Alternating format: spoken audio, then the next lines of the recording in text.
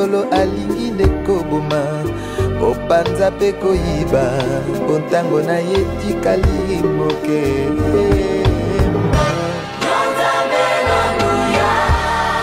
Ozalisi ya likolo na se mokili esima ya kuwapo ya kanisa yetu. L'église évangélique La Bonne Semence. Kanisa ya kiinjili ya La Bonne Semence. Et comme nous l'avions tous appris, vile tulipata habari shie bote à l'occasion de cette célébration du trentenaire, wakati ile kusherehekea miaka 13, cette église hii kanisa est née d'une action missionnaire kutendo moja ya kimishonari qui contenait l'évangélisation, ndani yake mlikuwa kutoa injili, qui contenait la formation des premiers gagnés et qui concernait l'implantation de l'église. C'est en cela que consiste une mission. Je dis donc que notre église est le fruit de la mission de notre église mère, l'église évangélique Bienzevoix. Et l'année passée, nous en avons célébré les 30 ans d'existence. Et là, nous avons donc déjà 31 années d'existence. Nous sommes dans la 32e année. Parce que l'implantation officielle de l'église eut lieu un certain 11 mars 1992. Nous avons au milieu de nous les ouvriers du premier jour. Ils sont là. Notamment le frère Jean-Claude qui a présidé à cette première réunion de cette cellule. Il était là. L'ancien Bertin qui est là. Celui qui nous accueille chez lui aujourd'hui. Il était là. Et beaucoup d'autres. Ils étaient là.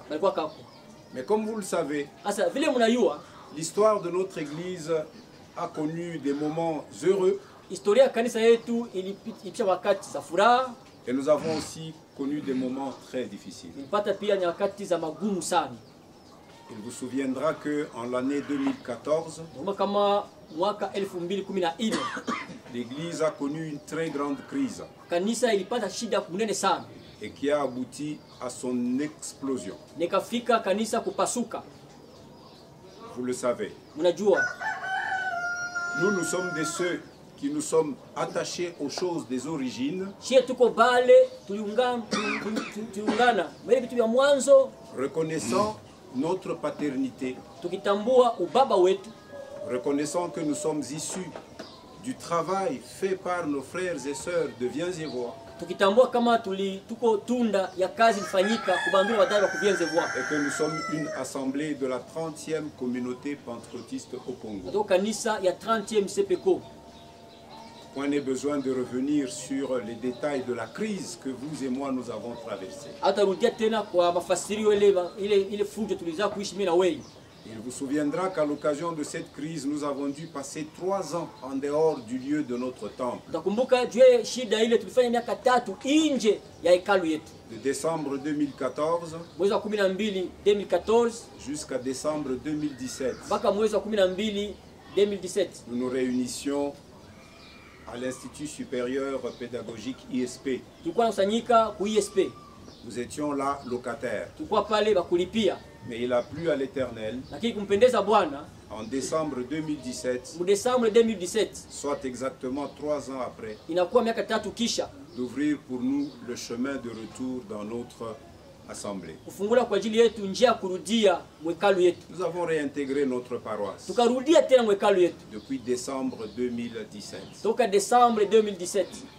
Le travail que nous avons accompli n'a pas été un travail facile. Parce que plusieurs cœurs et plusieurs esprits ont été meurtris. De sorte que les uns se méfiaient des autres. Même ceux qui marchent ensemble, ils se méfient de ceux avec qui ils sont.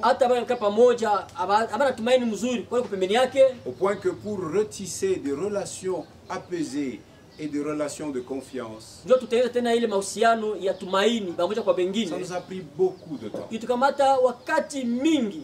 Et aujourd'hui, nous pouvons dire Na leo kusema que si nous tenons, kama tunashikamana c'est parce que Dieu nous a fait grâce. juu Mungu atufanyia neema.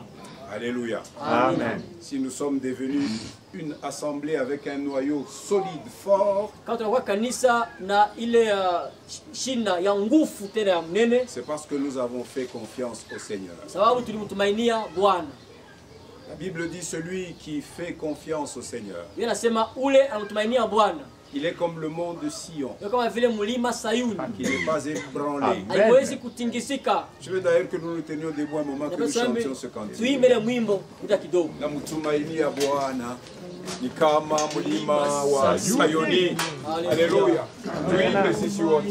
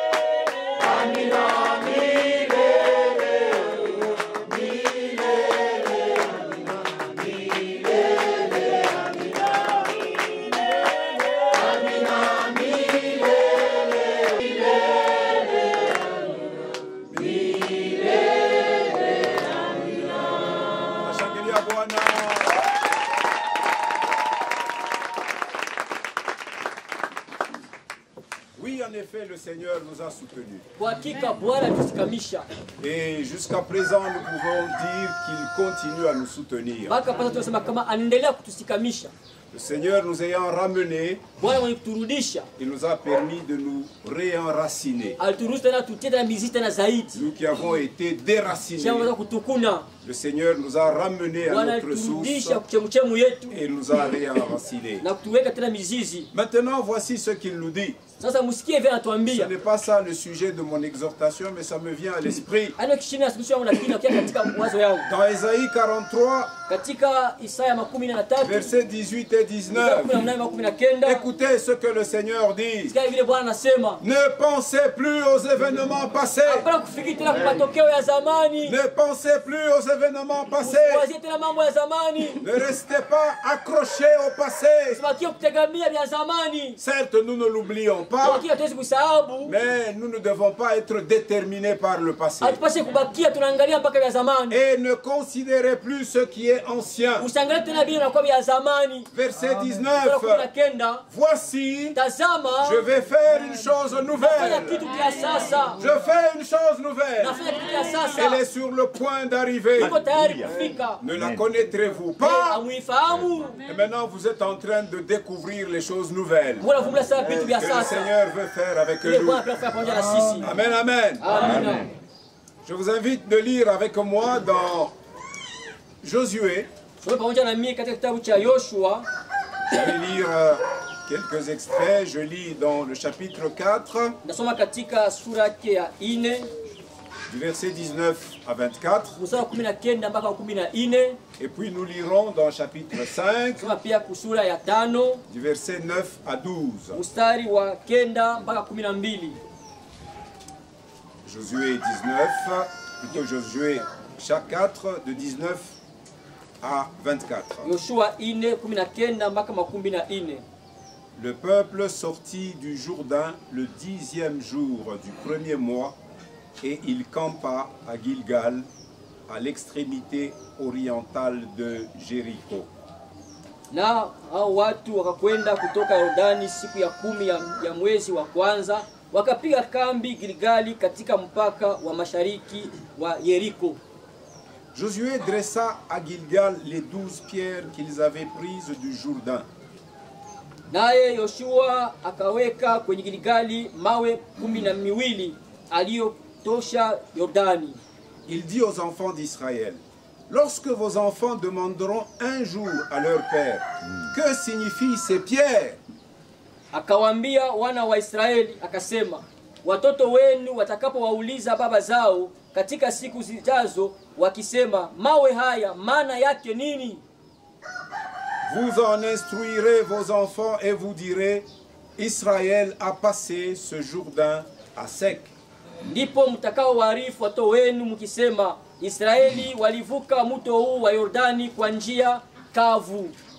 Car l'Éternel votre Dieu a mis à sec devant vous les eaux du Jourdain jusqu'à ce que vous eussiez passé, comme l'Éternel votre Dieu l'avait fait à la mer Rouge, qu'il mit à sec devant nous jusqu'à ce que nous eussions passé, afin que tous les peuples de la terre sachent que la main de l'Éternel est puissante, et afin que vous ayez toujours la crainte de l'Éternel votre Dieu. Alléluia. Amen. Kwa sababu Mungu wenu aliyekausha maji ya Yordani mbele yenu, hata mlipokwisha kuvuka, kama Bwana Mungu wenu alivyotenda bahari ya Shamu aliyokaushia mbele yetu, hata tulipokwisha kuvuka, watu wote wa dunia wapate kujua mkono wa Bwana, ya kuwa ni mkono mwenye uwezo, ili wamfuate Bwana Mungu wenu milele.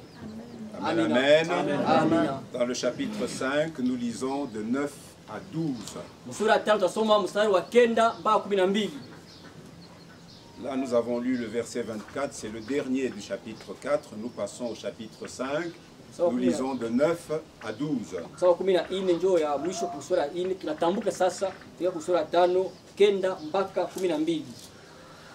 L'Éternel dit à Josué: aujourd'hui, j'ai roulé de dessus vous l'opprobre de l'Égypte. Et ce lieu fut appelé du nom de Gilgal jusqu'à ce jour. Les enfants d'Israël campèrent à Gilgal et ils célébrèrent la Pâque le 14e jour du mois sur le soir dans les plaines de Jéricho. Bwana akamwambia Yoshua, siku hii ya leo nimeviringisha hiyo aibu ya Misri iondoke juu yenu. Kwa hiyo jina la mahali pale litaitwa Gilgali hata hivi leo. Basi wana wa Israeli wakapanga hema zao huko Gilgali, nao wakakula sikukuu ya Pasaka siku ya 14 ya mwezi jioni katika inchi sawa ya Yeriko. Versets 11 et 12. Ils mangèrent du blé du pays le lendemain de la Pâque, des pains sans levain et du grain rôti. Ils en mangèrent ce même jour. Verset 12. La manne cessa le lendemain de la Pâque, quand ils mangèrent du blé du pays. Les enfants d'Israël n'eurent plus de manne, et ils mangèrent des produits du pays de Canaan cette année-là. Alléluia. Nao wakala katika mazao ya inchi siku ya pili ya kuandama hiyo sikukuu ya Pasaka, mikate isiyotiwa chachu na bichi siku hiyo hiyo. Ndipo ile mana ikakoma siku ya pili yake. Baada ya hao kula hayo mazao ya inchi, na hao wana wa Israeli hawakuwa na mana tena, lakini wakakula katika vilivyo nchini ya Kanani mwaka huo. Vous l'aurez compris par cette lecture. Mnaelewa kupitia hii usomi. Le Seigneur m'a dit que ce lieu ici s'appelle Gilgal. Amen. Alléluia. Amen. Donc notre première cellule de quartier s'appelle Gilgal. Gilgal.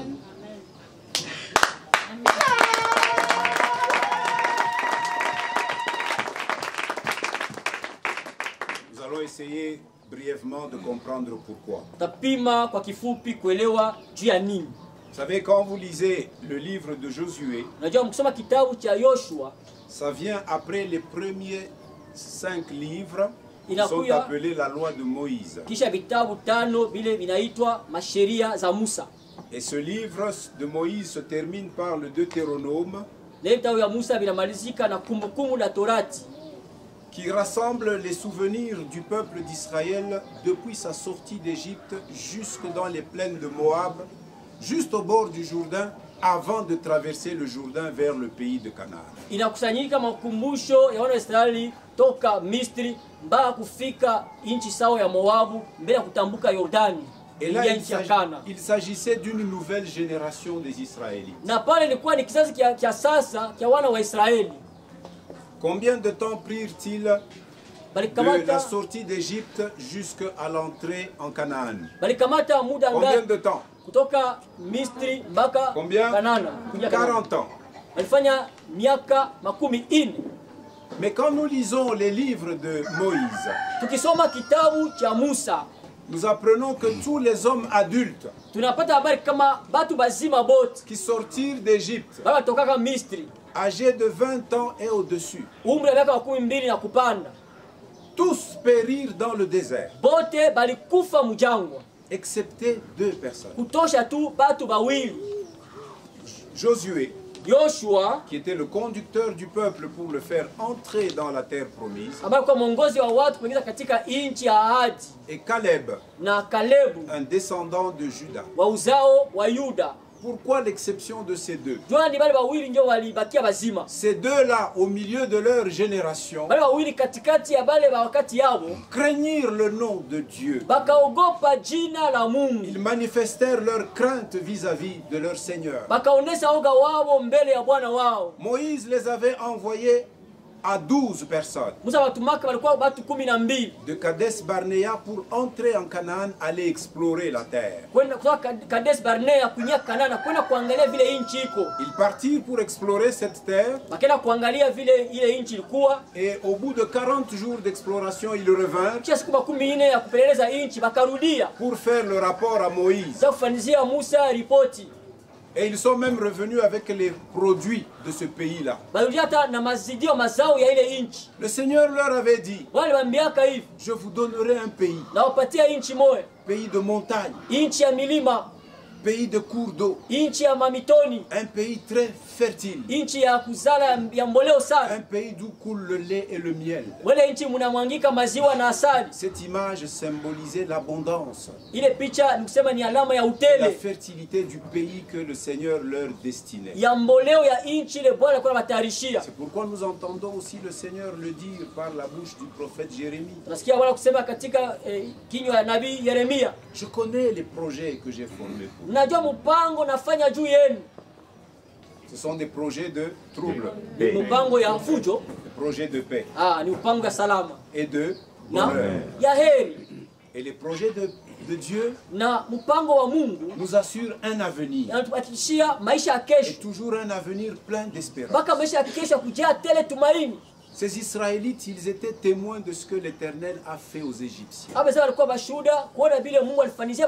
Et il leur dit, même là où vous allez, je chasserai ces nations-là et je vous donnerai leur territoire. Quelle que soit l'apparence qu'ils pourront avoir, ne les craignez pas. 12 explorateurs choisis parmi les 12 tribus des enfants d'Israël partirent en mission.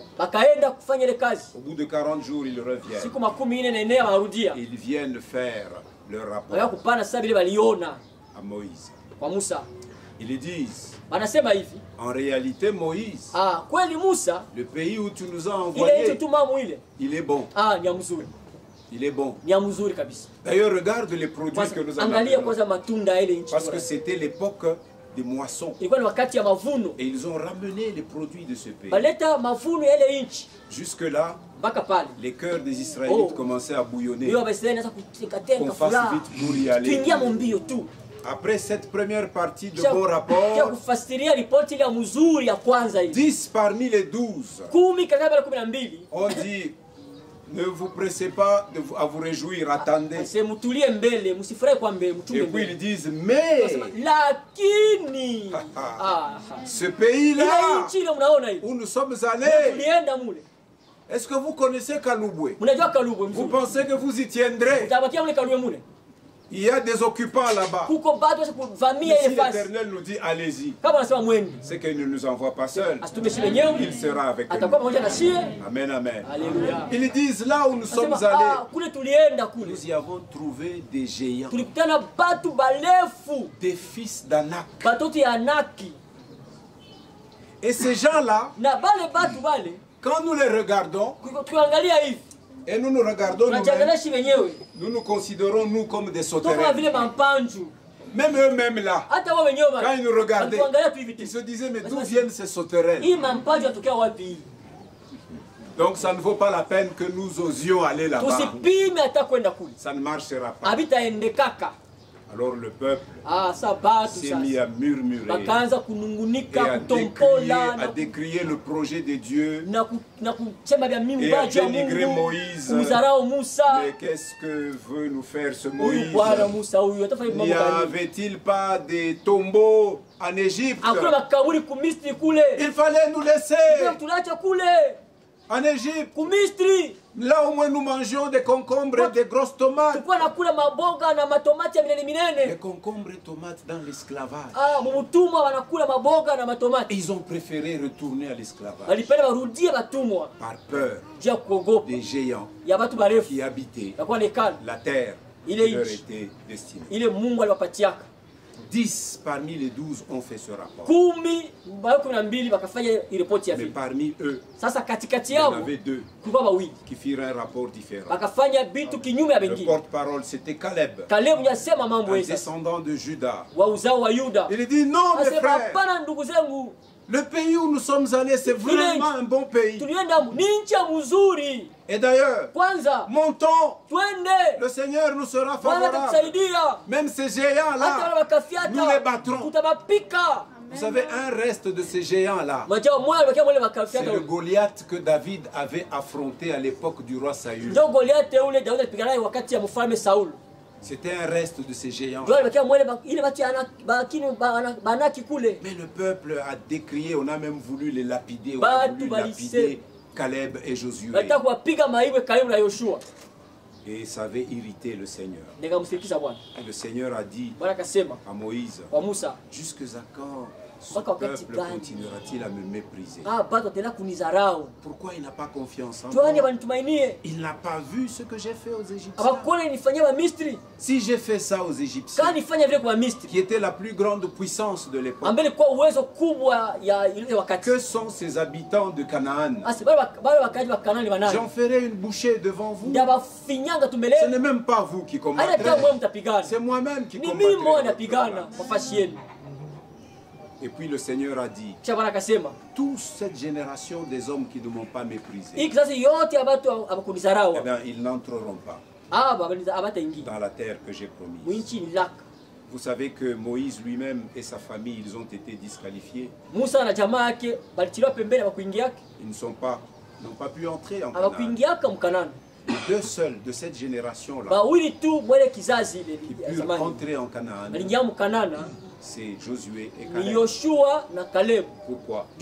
Parce qu'ils ont honoré Dieu. Regardez le texte que nous venons de lire dans Josué. Le dernier verset du chapitre 24. Il y est question de la crainte de l'Éternel, leur Dieu, afin que tous les peuples de la terre sachent que la main de l'Éternel est puissante. Et afin que vous ayez toujours la crainte de l'Éternel, votre Dieu. Josué et Caleb craignirent le Seigneur. Yoshua na Kalebu wakamwogopa Bwana. Dieu honore ceux qui l'honorent. Mungu anaheshimu wale wanamheshimu. Si tu l'honores Ukimheshimu dans ta vie, maisha yako, dans ta famille, jamaa yako, quel que soit le temps qui passe, ingawa wakati inapita, sache que le Seigneur t'honorera. kwa Bwana atakuheshimu na wewe pia. Josué et Caleb souffrirent du désert comme les autres. Yoshua na Kalebu waliteswa mjangwa sawa na wengine. Les 40 ans. Miaka 14. Les autres sont morts. Wengine walikufa. Mais le Seigneur les a préservés. Bwana wakinga boy. Au milieu de la détresse générale, katikati ya tabu ya le Seigneur ukubwa, préserve ceux qui l'honorent. Bwana yuko na kinga, Bwana yuko na mheshimu. Amen, amen. Amina. Amen, amen. Alléluia. Et donc, là, dans les plaines de Moab, sasa mule inchi sawa ya avant Moabu, de traverser le Jourdain, bila kutambuka Yordani, Moïse donnait, comme on dit, ses dernières volontés au peuple. Musa alikuwa anapana kusema mapenzi yake ya mwisho kwa Parce watu. que le Seigneur lui a dit à Moïse, Ndio anamwambia Musa hivi, toi aussi tu ne m'as pas honoré devant ce peuple. na wewe mbele ya kuniheshimu mbele ya watu hapa. Je t'avais donné un ordre. Nipatia agizo moja. Pour la première fois, Mara ya le kwanza peuple a crié qu'il mourait de soif. tena kwa lamika barasikia kiu. Je t'avais demandé de frapper le rocher Kulombaka upige mwamba et il en sortirait de na l'eau. maji itatoka ndani. Moïse avait obéi. Musa aliweza kutii. Il avait frappé le rocher Akapiga mwamba, et l'eau était sortie. maji ikatoka ndani. Le peuple s'était Watu abreuvé, wakakunywa, la soif était kiu étanchée et ikakatika leur bétail na s'était manyama yao abreuvé aussi. ikakunywa nao pia. Une deuxième fois, Mara ya pili parce qu'ils étaient au désert, kwa ils ne mjangwa trouvaient pas facilement de l'eau. akapata kwepesi maji. Le Seigneur dit à Bwana Moïse, anambia Musa, cette fois-ci, hapa sasa approche-toi du rocher que tu vois devant toi karibia ile mwamba na mbele yako, et parle au rocher sema na mwamba, et il en sortirait de l'eau. maji itatoka ndani. Mais Moïse était exaspéré, irrité par les plaintes sans cesse du peuple qu'il conduisait. Musa kwa kuchoka, mwenye kusirika na ile kutompole ya watu kila siku na Vous savez que parfois, nous qui avons la charge de porter le troupeau du Seigneur, na marikisha tunakuwa na mzigo wa kuchunga kondoo ya Bwana. parfois quand nous donnons des instructions Tukipatia watu vya kufanya, et nous voyons les gens en train de régimber, tuna watu wafanye, les gens vouloir kuangalia faire le rebelle, watu wanapenda kutomboka, parfois ça nous irrite. mazingira kutindikisha. Mais quand nous revenons au Seigneur, Kirudia kwa Bwana, nous lui disons, mais c'est ton peuple, Seigneur. hapa ni watu yako Bwana, Donne-moi seulement la capacité de ne pas tomber comme Moïse. unipe tu uwezaji nisianguke kama vile Musa aliweza Cette kuanguka. fois-là, Moïse irrité, Hapa Musa anasirika, il prit son bâton. akamata fimbo, Au alikuwa lieu de na parler au baada ya rocher, kusema kwa mwamba, il va au rocher, anaenda il kumwamba, frappe 3 anapiga fois. mara tatu. Est-ce que de ce rocher, Moi mwamba de ndio l'eau maji toka peut-il ndani. sortir? Ah, Mais l'eau est sortie quand même. maji katoka lakini. Parce que Dieu avait dit, tu Mungu iras au asema, rocher, je "Ndio donnerai kumwamba, l'eau. napana maji."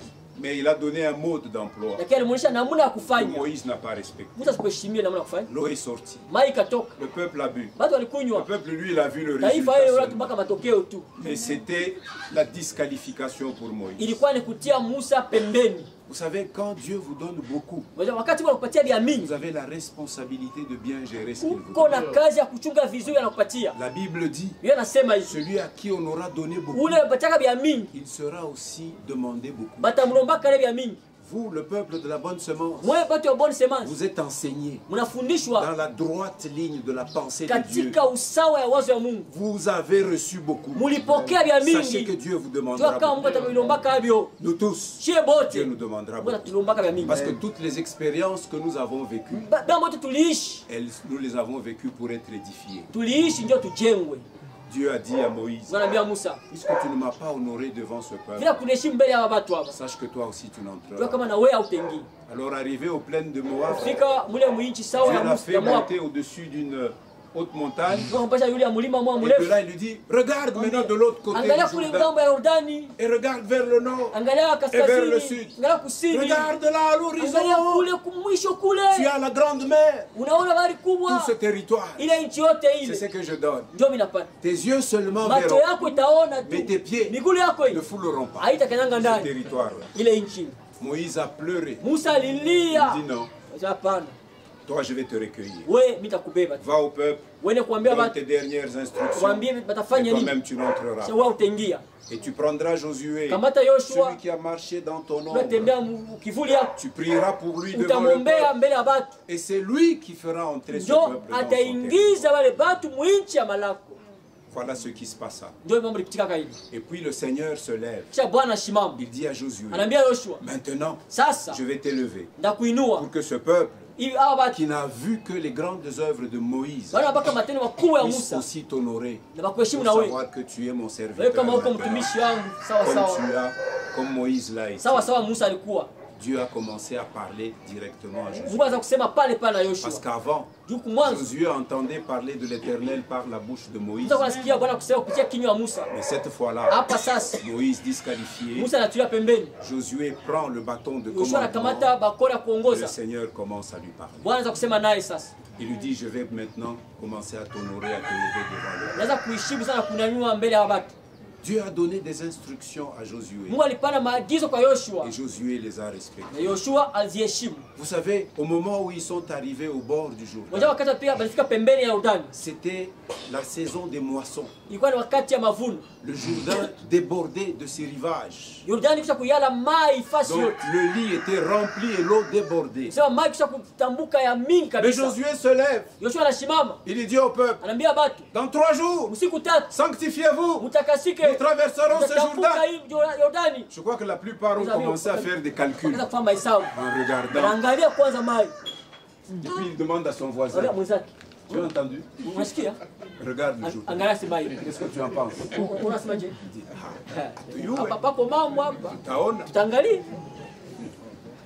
C'est toujours comme ça. Quand un homme averti par Dieu dit aux autres, quand je dis un homme, ce n'est pas seulement le pasteur. Dans la nouvelle alliance, Dieu nous parle à nous tous. Parce que l'esprit est en nous. D'une manière ou d'une autre. Mais à chacun, une onction. Aux uns, l'onction de direction. Aux autres, l'onction de service. Aux autres, l'onction de différentes tâches. Mais tout cela pour l'utilité du corps. Alléluia. Le Seigneur avertit Josué. Tu diras aux sacrificateurs, ils porteront l'arche de l'alliance. Et cette arche sera au devant de vous au moins 1 kilomètre. 1000 mètres. Ne vous en approchez pas, vous êtes trop nombreux. Vous savez, la famille de Jacob qui est sortie de Canaan pour aller en Égypte, ils étaient à peu près 70 personnes. Ils en sont sortis plus d'un million. Plus d'un million. C'est ce que Jean-Claude disait tout à l'heure. Il dit quand Dieu fait la promesse à Abraham, il lui dit lève tes yeux, regarde le firmament, regarde les étoiles, est-ce que tu peux les compter? Si tu peux les compter, sache que telle sera ta postérité. Mais à cet Abraham-là, Dieu lui dit, tu auras une descendance de Sarah, mais une Sarah amortie, ménopausée au cube. Lui-même âgé de près de 100 ans. Et puis il dit, je te donnerai un enfant de Sarah. Un seul est sorti. Jean-Claude disait, dans des conditions difficiles. Il a fallu à Abraham attendre 25 ans pour que cet enfant naisse. Et Isaac est né. Isaac aussi, qui est l'héritier de la promesse, pour qu'il ait une descendance, il épouse une femme, Rebecca, stérile. Mais lui, il est le fils de la promesse.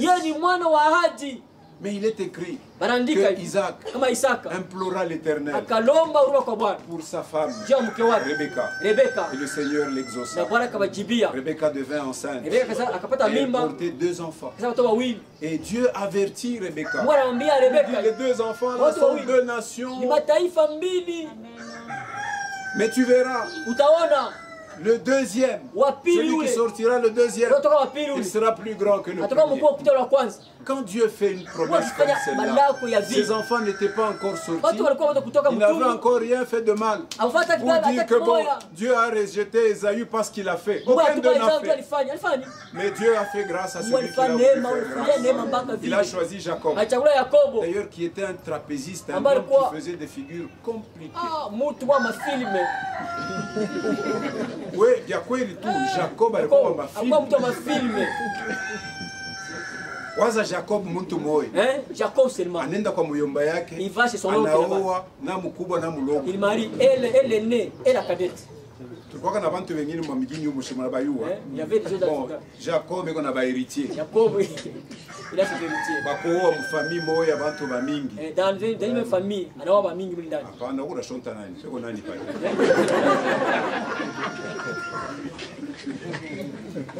Aina Jacob ya njina. Hapana Jacob ya jina. Jacob ya mifano. Ya mifano ma comportement. Alléluia. Amen, amen. Et puis du sein de Jacob sortit les 12 tribus d'Israël.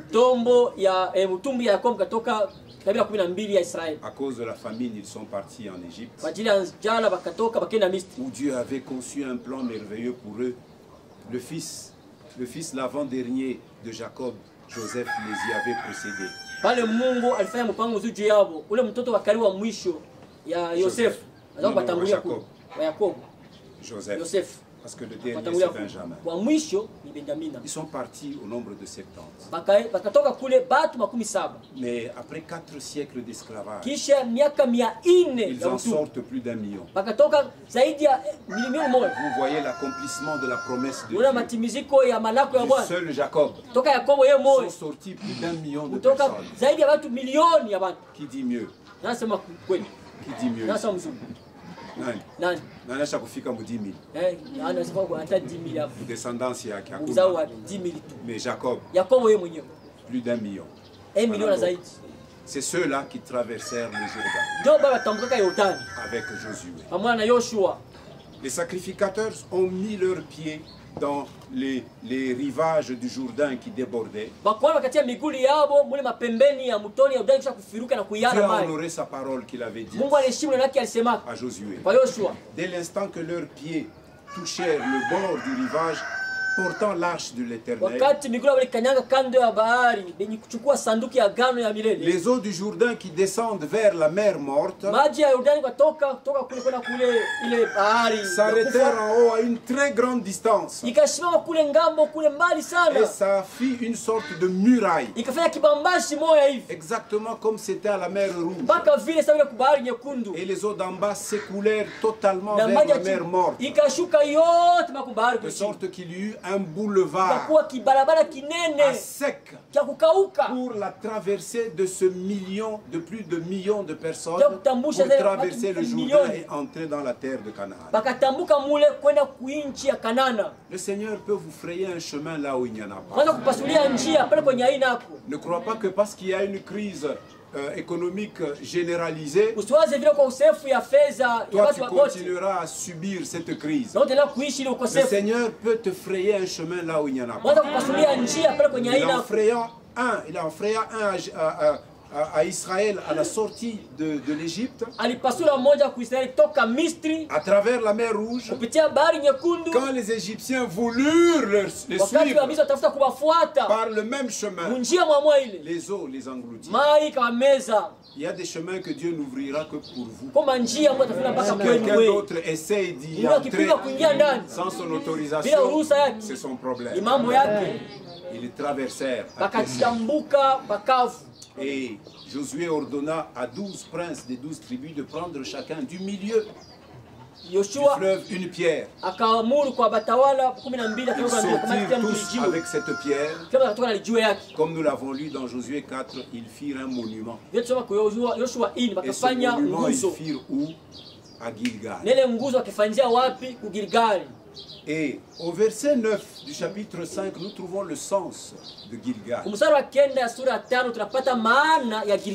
L'Éternel dit à Josué, aujourd'hui, j'ai roulé de dessus vous. De dessus vous, j'ai roulé l'opprobre de l'Égypte. C'est-à-dire que la honte qui vous couvrait, je voulais enlever. Maintenant, à la place de la honte, je vais vous revêtir d'honneur. Je vais vous revêtir de dignité. Je vais vous revêtir de splendeur. Je vais vous restaurer. Je vais vous élever. Je vais vous honorer. Et ce lieu fut appelé du nom de Gilgal jusqu'à ce jour. Et donc ce Gilgal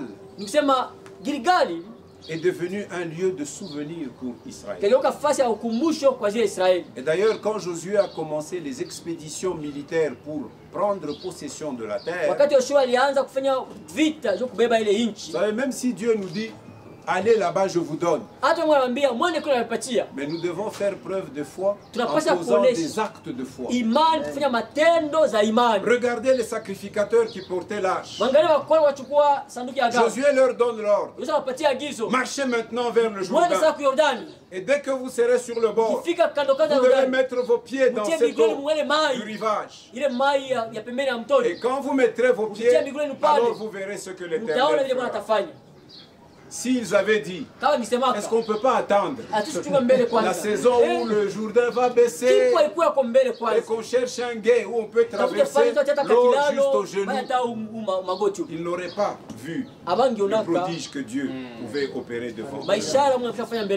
Dieu peut vous dire, allez. Même si vous ne voyez pas encore comment, obéissez-lui. Obéissez-lui. Si c'est lui qui vous a parlé, obéissez-lui. Et vous verrez ce qu'il fait. Les sacrificateurs avancèrent, et ils ont vu le prodige. Ils ont compris. Ils ont compris.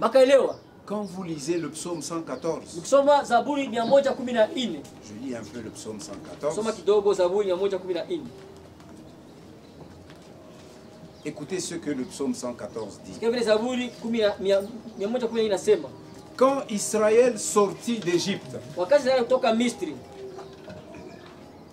quand la maison de Jacob s'éloigna du peuple barbare, Juda devint son sanctuaire. C'est-à-dire que Dieu avait choisi de faire résider son nom en Juda. Et Israël fut tout son domaine. La mer le vit et s'enfuit. Ça, c'est la mer Rouge. Le Jourdain retourna en arrière. Quand ils mirent leurs pieds devant, le Jourdain dit, le Créateur est là. Et le Jourdain retira ses pieds en arrière. Les montagnes sautèrent comme des béliers. Les collines comme des agneaux. Et puis voici cette question. 5. Qu'as-tu mère pour t'enfuir? Alors mes frères, mes sœurs, vous qui devrez vous réunir dans la suite des temps ici à Gilgal, réunissez-vous comme le disait l'ancien Jean-Claude pour apprendre à persévérer dans les choses de l'église primitive. J'ai entendu le frère Gaston dans sa prière évoquer cela. Persévérer dans la parole de Dieu. Persévérer dans la communion fraternelle. Persévérer dans les prières. Pour le moment, la fraction de pain. Nous persévérons à la grande assemblée. Alléluia. Persévérez dans le service de Dieu. Sachez que votre service dans le Seigneur ne sera pas vain. En ces lieux, plusieurs vont s'exercer au ministère. En ces lieux, plusieurs dons vont s'ouvrir. Tous les dons que nous lisons dans 1 Corinthiens 12, tous ces dons spirituels vont s'ouvrir. Nous les verrons à l'heure. Nous les verrons à l'heure et le nom de Jésus sera glorifié. Que Dieu bénisse sa parole et que Dieu bénisse Bouddha.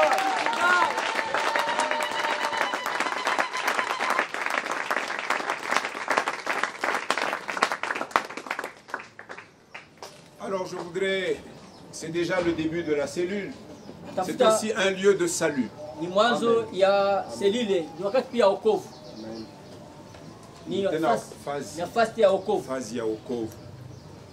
Lorsque la parole de Dieu est annoncée, elle est annoncée pour ceux qui ont déjà reçu le Seigneur en vue d'affermir leur foi,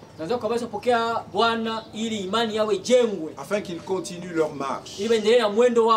Mais pour ceux qui ne sont pas encore dans le Seigneur, c'est l'occasion d'ouvrir leur cœur pour que le Seigneur entre dans leur vie. Aujourd'hui est donc aussi un jour favorable au salut. Sa parole dit, si tu entends sa voix, n'endurcis pas ton cœur. Je voudrais donc donner l'occasion, peut-être à une personne, je ne sais pas. On t'a invité aujourd'hui, tu n'as jamais donné ta vie à Jésus comme ton sauveur. L'occasion t'est donnée de le recevoir aujourd'hui comme ton sauveur. Y a-t-il quelqu'un?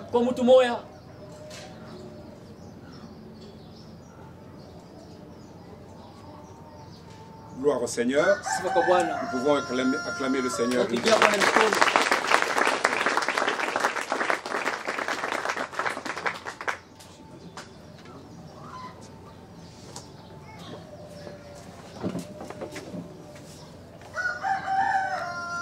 au Seigneur. Amen.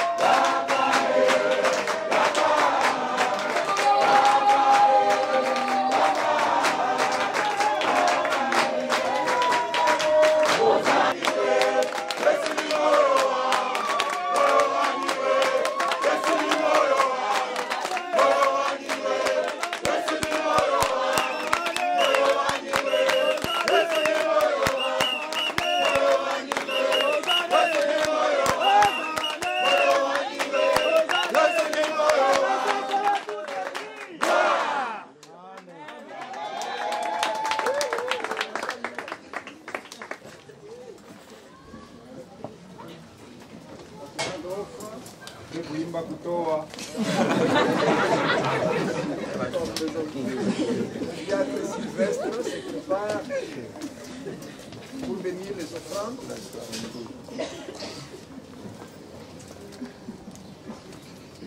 Appelé à Gilgal ce soir. Nous voulons bénir ton Saint-Nom, Seigneur, pour ce moment béni que nous venons de passer dans ta présence.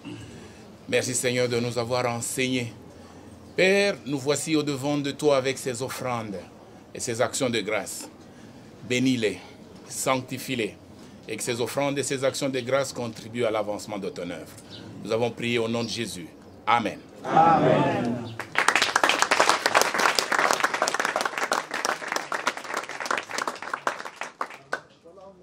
Arrivé presque à la fin de la réunion, c'est le temps des annonces. On a deux communiqués importants. Le premier, c'est que samedi prochain,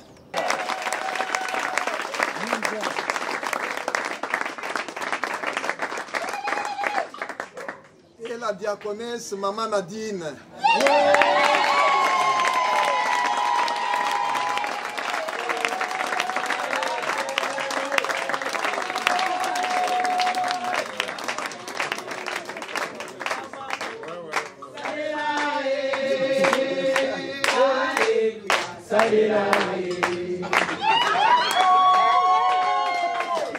Alors, le pasteur va prier pour cette équipe par rapport à la tâche qu'ils ont dans Gilgal.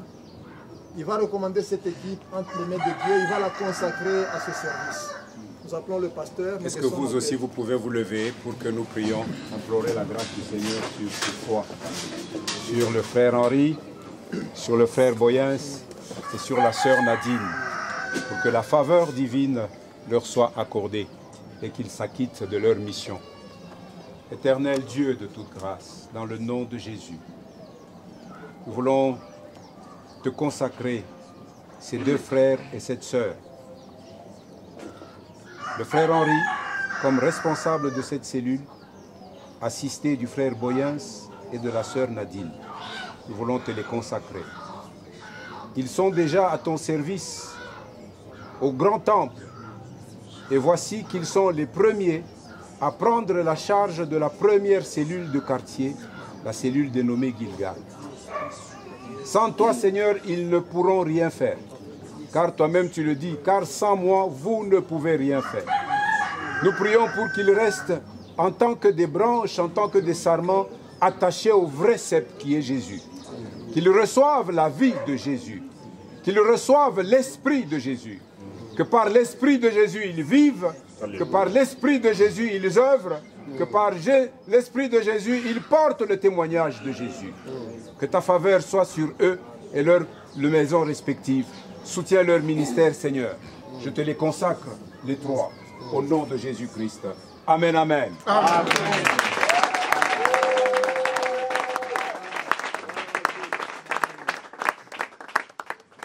Nous pouvons nous asseoir pendant qu'ils gagnent leur place. C'est réellement ta volonté. C'est une première cellule, c'est-à-dire qu'il y en aura d'autres dans toute la ville. Ce programme avait été tracé, ça fait déjà longtemps. Aujourd'hui, nous sommes reconnaissants que voilà, il y a la réalisation. Accorde-nous, toute l'Église, la force de pouvoir avancer pour que le programme entier soit réalisé. Merci Père éternel, bénis ton peuple qui est rassemblé ici, bénis tes serviteurs qui ont été en service, bénis toute notre Église, que ta gloire se manifeste. Au nom de notre Seigneur Jésus-Christ, nous avons ainsi prié, nous disons Amen. Amen.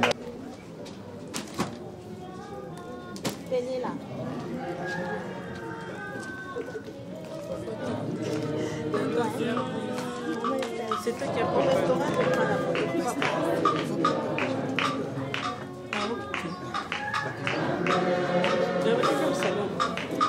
C'est bon. Moi, je suis là. Oui. Hein? Je suis sûr. Je suis en train de parler.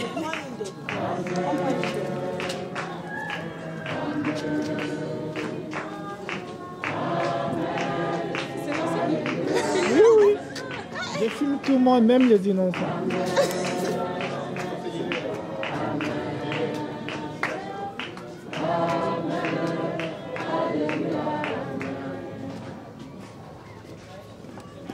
C'est un grand événement dans la renaissance de l'Église évangélique La Bonne Semence.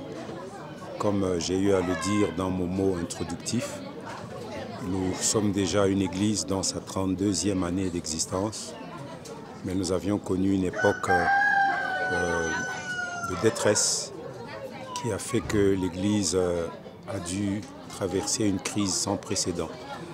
Et nous avons dû repartir pratiquement à zéro. Et en repartant à zéro, il fallait d'abord refonder l'Église au niveau de la paroisse centrale, ce que nous avons entrepris de faire durant pratiquement les 5 ans écoulés. Et nous en sommes pratiquement à la 6e année depuis que nous sommes rentrés. Lorsque nous avons fortifié les fondements, l'Église doit pouvoir maintenant rayonner dans la ville à partir de nos quartiers et de nos maisons. Et dans cet élan, nous venons d'ouvrir la première cellule de quartier que nous avons dénommée Gilgal, parce que le Seigneur nous a dit dans son message qu'il enlève la honte qui nous a couvertes et qu'à partir de cette cellule, il va nous guérir, il va nous relever et il va nous restaurer. Et à partir de cette cellule, l'Église trouve un nouveau moyen pour amplifier sa mission d'évangélisation, car à partir de nos cellules, en plus de vivre la communion fraternelle et de s'exercer au service, l'Église trouvera les moyens de faire une évangélisation de proximité. Voilà donc la raison pour laquelle nous bénissons le Seigneur pour ce grand moment dans la marche de l'Église évangélique La Bonne Semence.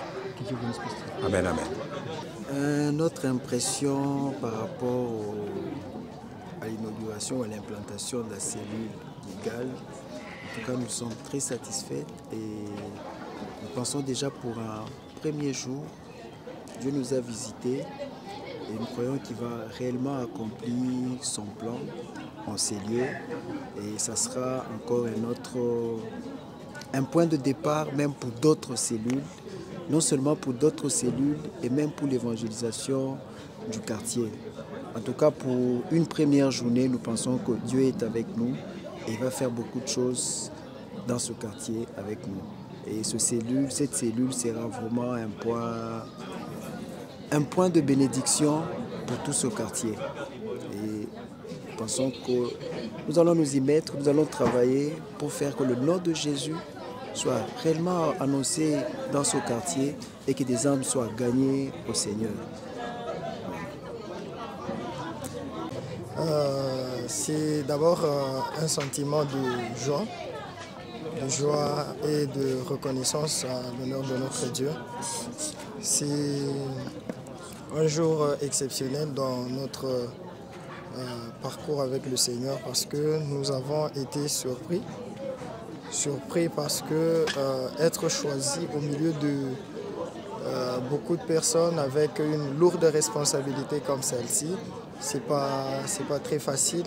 C'est pas très facile, mais nous comptons seulement sur la grâce du Seigneur pour nous donner la force nécessaire afin d'aller jusqu'au bout avec la mission. C'est vrai, la tâche qu'il nous a confiée ce soir n'est pas facile, mais nous tenons juste à sa parole parce que lui-même nous a dit que sans lui, on ne pouvait rien faire. Alors, comme lui-même est là, et c'est son œuvre, et quand il a mis à cœur notre berger qui a porté le choix sur notre personne, et il sait qu'il y a une provision nécessaire pour la suite de sa mission.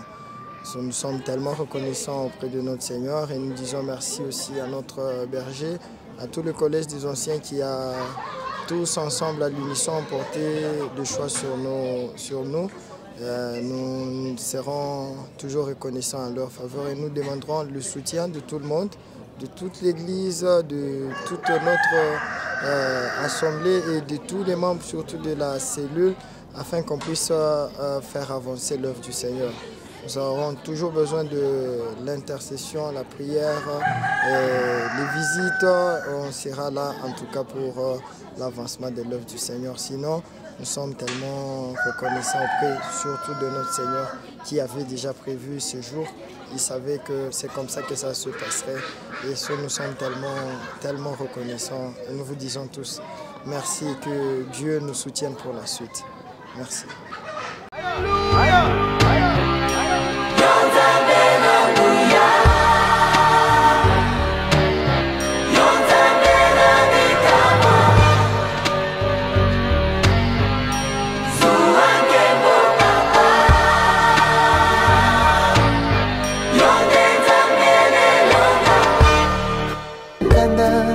lokola ntambo akongoloma solo alingi nde koboma opanza mpe koyiba mpo ntango na ye tikali moke